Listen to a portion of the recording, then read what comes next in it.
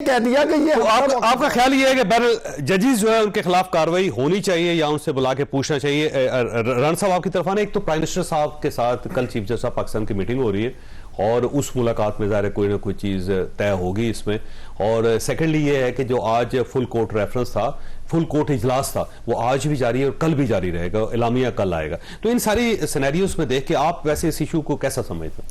दो चीज़ें हैं जो बहुत पुरानी तारीखों को छोड़ के, लेकिन 1988 वाली में जब जुनेजो साहब की असम्बली बहाल होनी थी तो जनरल असलम बेग जो उस वक्त चीफ ऑफ स्टाफ थे, उनका मैसेज वसीम सजाद साहब ने पहुंचाया था और उन्होंने जाकर पहुंचाया था, बाद में तस्लीम किया। यही मैं कह रहा हूं ना कि वो एक मैसेज मौजूद है।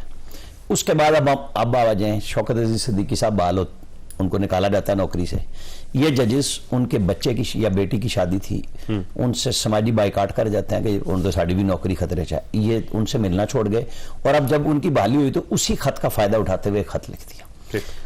जो मियां दाऊद साहब कह रहे हैं ठीक है, बिल्कुल दुरुस्त भी हो सकता है, बहुत सारे मालूमात लोगों ने की हुई हैं, हमने भी बहुत सारी बातें की हुई हैं, रेफरेंस जो इन्होंने डाला है और लोगों ने डाला है, ये इस्लामाबाद में बच्चे बच्चे की जुबान पे है कि कुछ चीजें ऐसी हैं वो जज साहिबान कोर्ट में क्यों नहीं बोले।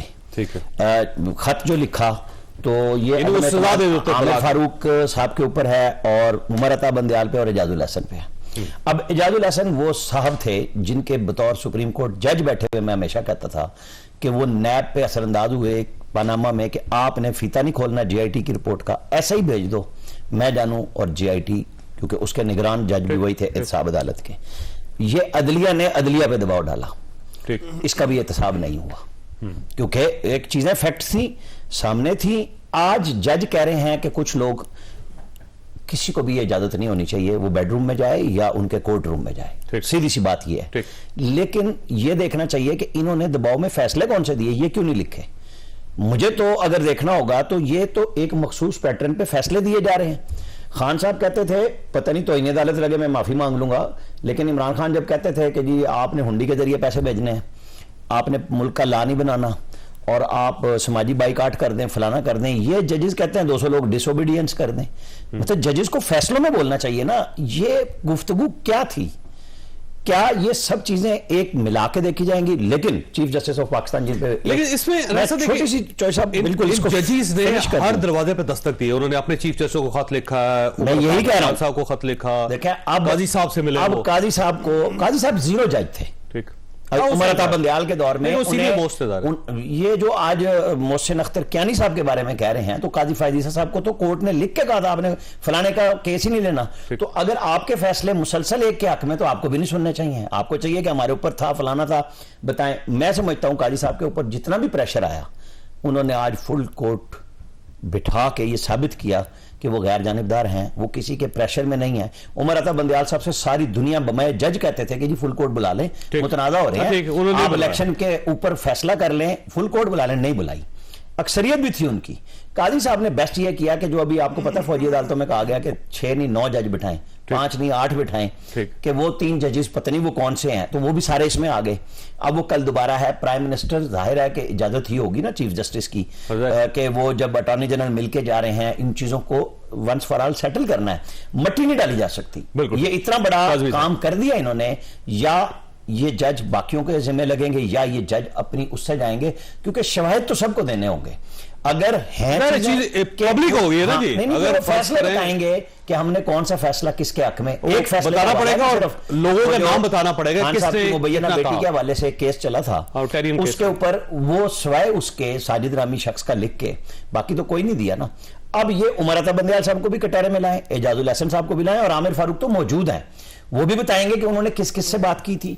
इसको पब्लिक कर देना चाहिए, बिल्कुल लाना चाहिए। काज़मी साहब देखिए, ये इम्तिहान अब चीफ जस्टिस ऑफ पाकिस्तान का है, ये उमर फारूक साहब का है, आमिर फारूक साहब का है, या इन 6 जजेस का?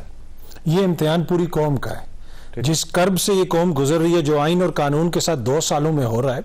हम तो स्टोरी शुरू कर रहे हैं इस लेटर से कि ये लेटर आ गया और इससे कोई बयानिया बन गया। ये कोई पहला लेटर नहीं है, कितने लेटर इससे पहले उन्होंने आमिर फारूक साहब को लिखे, अता बंदयाल साहब को खत लिखा, उनसे मुलाकात की, उस मुलाकात के अंदर कौन कौन मौजूद था, तो सारे लोग जो रेलेवेंट हैं वो अवेयर हैं कि क्या हो रहा था।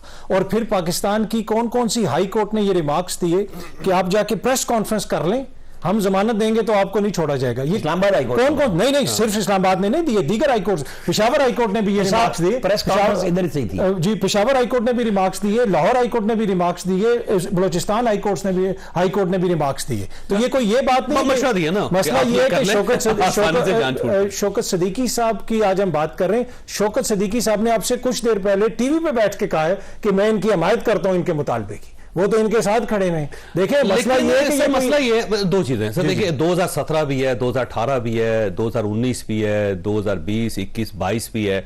उस दौरान जब आपके ऊपर दबाव डाला जाता रहा और आप किसी की जमानत लेने के लिए तैयार नहीं थे, 2 साबिक प्राइम मिनिस्टर थे वो अंदर थे और पूरी पाकिस्तान मुस्लिम लीग नून अंदर थी, किसी जज ने उनकी जमानत ले ली उस वक्त भी प्रेशर था, लेकिन उस वक्त आप अफोर्ड करते रहे। आज क्या प्रॉब्लम होगी? नहीं आज तो नहीं, देखिए अगेन ये वही तरीका है जिस तरह जो है मगरबी मीडिया इसराइल और फलस्तीन का तनाजा रिपोर्ट करता है कि आज हमास ने रॉकेट मारा है, आज मसला शुरू हुआ। भाई वो कब से खत लिख रहे हैं, किस वक्त उन्होंने पिछले साल 2017 में क्यों नहीं लिखा, 2018 में क्यों नहीं, 2019 में क्यों नहीं? पर अभी उन्होंने लिखा है ना, 6 जज साहिबान ने लिखा है। 2017-18 में शौकत सिद्दीकी साहब बोल रहे थे ना, शौकत सिद्दीकी साहब बोले ना उस जमाने के अंदर, लेकिन शौकत सिद्दीकी साहब अकेले रहे, किसी जज ने उनको सपोर्ट नहीं किया। तो वो आज वो कह रहे हैं, वो कहते हैं मेरा तो सोशल बाइकआउट कर दिया था उन्होंने, मेरे तो मैसेज का जवाब नहीं देता। हो सकता है ना कि उस वक्त क्या पता उन अकेले को उन हालात का सामना हो। यहाँ पे तो 6 जज साहिबान आप कह रहे हैं ना, 6, और वही शौकत सिद्दीकी साहब भी कह रहे हैं कि इनका जो भी मुतालबा है उसको देखना चाहिए। अब देखिए ये कोई ये बात नहीं कि 2 बंदे या 3 बंदे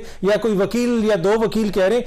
हाई कोर्ट के 6 जज साहिबान, पूरी ऑलमोस्ट हाई कोर्ट, मासवाए चीफ जस्टिस साहब के 7वां जज भी उसको इंडोर्स कर रहे हैं। आप इसको छोटी बात समझते हैं? यहाँ पे हम जजों को कटहरे में खड़ा करके दुनिया में कोई इस किस्म का इसकी कोई मिसाल और दूसरी ये जो हाई कोर्ट है ये किसी रिमोट एरिया में नहीं है, दारुल हुकूमत में है। और ये जो सारे जज हैं, आप इनके बारे में जो मर्जी कर लें, इनका जो कैरियर है वो भी सबके सामने है, इनके फैसले भी सबके सामने हैं। इन्हीं जजेस की तारीफ होती थी, इन्हीं जजेस के ऊपर दूसरी जमात वाले तनकीद करते थे कि जनाब फलाने जज ने ये फैसला दे दिया, फलाने ने वो फैसला दे दिया। ये जो बात है इसको बड़ा सीरियसली आपको लेना चाहिए। सीरियस है ही ना भी ली जाए तब भी ये बात सीरियस है, सीरियस बात। मेरे साहब आपके पास एक सवाल छोड़ के मैं जा रहा हूं। हमारे साथ अतर काजमी साहब तशरीफ रखते हैं, आमर इलियास राना साहब तशरीफ रखते हैं, दोनों सीनियर सहाफी हैं और किसी तारफ के मोहताज नहीं है। लेकिन आज एक मियां दाऊद साहब एक वकील है, सीनियर वकील है, उन्होंने सुप्रीम कोर्ट ऑफ पाकिस्तान में एक पिटीशन किया है कि इन 6 जजेस जो है इनका एहतसाब होना चाहिए और इनसे पूछना चाहिए।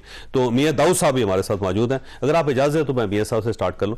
मियां साहब ये फरमाइए सर, ये एक तो इसमें कोई शक नहीं कि पाकिस्तान की हिस्ट्री में पहला केस है इस टाइप का, तो अब आपका क्या ख्याल है कि इन जजों से पूछना चाहिए या फिर उनसे पूछना चाहिए जो जजों पर दबाव डाल रहे थे? जो ISI के लोग हैं उनका तो जिक्र नहीं किया जज साहबान ने अपने ख़त के अंदर। हमारे पास जज साहबान के नाम और इनका ख़त और इनके ख़त के मंदरजात मौजूद हैं जो मुमकिन है कि बिल्कुल दुरुस्त हो, जज साहबान बिल्कुल दुरुस्त बात कह रहे हो, इसमें कोई दूसरी राय नहीं है। पाकिस्तान की अदालती और सियासी तारीख जो है वो उसमें ऐसी मिसालें मौजूद हैं जब इंटेलिजेंस ऑपरेटिव ने पाकिस्तान के अदालती फैसलों में मुदाखलत करने की कोशिश की है, इसमें कोई दूसरी राय नहीं है। शौकत अजीज सिद्दीकी साहब का केस हमारे सामने मौजूद है।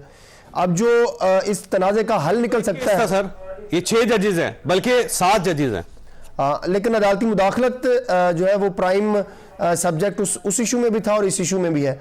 तो इन जज साहबान से बिल्कुल बुलाकर हमने सुप्रीम कोर्ट में अपनी आईनी दरख्वास्त में मौक़िफ़ भी ये ही इख्तियार किया है कि एक हाई पावर जुडिशल कमीशन बनाया जाए, जो सच बोल रहा है उसके सच की रोशनी में जो भी जिम्मेदार है, चाहे वो ISI का कोई अफसर है, कोई हुकूमती अफसर है, उसके खिलाफ कार्रवाई होनी चाहिए। और अगर जज साहबान गलत बयानी कर रहे हैं तो फिर उनके खिलाफ कार्रवाई होनी चाहिए, क्योंकि जज साहबान ने अपने ख़त के मंदरजात से ये तासुर दिया है कि पूरे पाकिस्तान की अदलिया सिविल कोर्ट, सेशन कोर्ट से लेकर सुप्रीम कोर्ट तक जो है वो ISI चला रही है।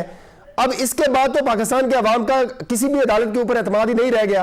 तो उस एतमाद को बरकरार रखने के लिए ज़रूरी है कि जज साहबान को मौका देना चाहिए कि वो अपना जो मौक़िफ़ जो है पेश करना चाहते हैं वो सबूत के साथ आकर पेश करें, और इस बात का दूध और पानी का पानी होना चाहिए। एक मरतबा इस इशू को वंस फॉर ऑल सेटल कर दें, ये हमने अपनी दरख्वास्त में लिखा है कि अदारे जो है वो अदालती अमल में मुदाखलत करते हैं, उनको करनी चाहिए, नहीं करनी चाहिए, जिम्मेदारों को सजा दे। ये नहीं हो सकता कि जब भी तहरीक इंसाफ को अपने बयानियां बनाने की जरूरत पड़े वो इस तरह की कोई एपिसोड करवाएं और उसके बाद मामले के ऊपर मिट्टी डाल दी जाए।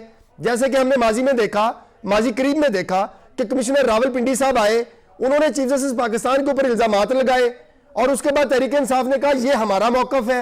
उसके बाद कमिश्नर रावलपिंडी साहब गायब हो जाए, ना किसी को सजा हुई ना कोई तहकीकात हुई। अब फिर तहरीक इंसाफ को अपना बयानिया बनाने की जरूरत पेश आई तो जज साहबान का लेटर जो है वो मार्केट के अंदर आ गया और पीटीआई ने यह